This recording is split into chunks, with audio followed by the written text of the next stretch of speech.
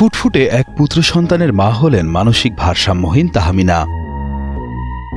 মানসিক ভারসাম্যহীন হলেও কখনোই নিজের গর্ভের সন্তানের কোনো ক্ষতি করার চেষ্টা করেননি তিনি। সন্তান জন্মদানের পর সন্তানকে বুকে আগলে রাখার চেষ্টা করেছেন হতভাগ্য এই নারী।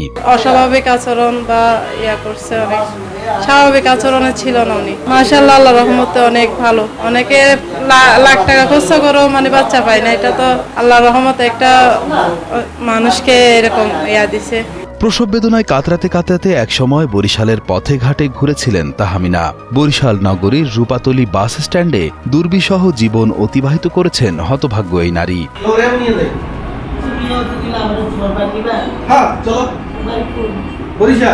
পথে ঘাটে রাস্তায় দিন কাটানো গর্ভবতী তাহমিনা ডিবিসি নিউজের নজরে আসে গত ফেব্রুয়ারি মাসের ১১ তারিখ। বরিশাল নগরীর রূপাতলী বাস স্ট্যান্ড এলাকায় অসহায় অবস্থায় ঘোরাঘুরি করতে দেখে তাহমিনাকে নিয়ে সংবাদ প্রচার করে ডিবিসি নিউজ। বরিশালের পথে ঘাটে ঘুরছেন মানসিকভাবে ভারসাম্যহীন এক গর্ভবতী নারী। ডিবিসি নিউজের সংবাদ প্রচারের পর বরিশালের স্বেচ্ছাসেবী সংগঠনের সদস্যরা তাহমিনাকে দেখভালের দায়িত্ব নিতে চাইলেও সে মানসিক ভারসাম্যহীন হওয়ায় সেটি সম্ভব হয়নি। অনেকটা বাধ্য হয়ে বরিশালের স্বেচ্ছাসেবকরা তাহমিনাকে চট্টগ্রামের বেওয়ারিশ মানবসেবা বৃদ্ধাশ্রমের কাছে হস্তান্তর করে। গর্ভাবস্থার শেষ ২ মাস চট্টগ্রামের অক্সিজেন এলাকায় অবস্থিত সেই বৃদ্ধাশ্রমেই ছিলেন মানসিক ভারসাম্যহীন তাহমিনা। আমাদেরকে মোটামুটি অনেক টর্চার বা অনেক রকম সহ্য করতে হয়। আলহামদুলিল্লাহ অনেক কষ্টের পরে যখন আমরা বাচ্চারা দেখছি, আমাদের অনুভূতিটা কাউকে বলতে পারবো না। গত ২২ এপ্রিল চট্টগ্রাম নগরীর অক্সিজেন মোড় এলাকায় অবস্থিত নাগরিক হাসপাতালে সিজারের মাধ্যমে ফুটফুটে এক পুত্র সন্তানের জন্ম দেন তাহমিনা। বর্তমানে মা ও শিশু উভয়ই সুস্থ রয়েছে বলে জানিয়েছে হাসপাতালের কর্তব্যরত চিকিৎসকরা।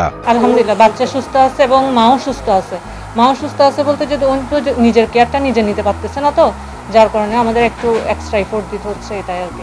বাচ্চাকে তো উনি ঠিকভাবে ফিডিং করাইতে পারতেছে না, ওটার জন্য এক্সট্রা ফিডিং দিচ্ছে। বাচ্চার এমনি ওভারঅল সব কন্ডিশন ভালো আছে। তারপর আমাদের একটু প্ল্যান আছে যে একজন শিশু ডক্টর আমরা দেখাবো।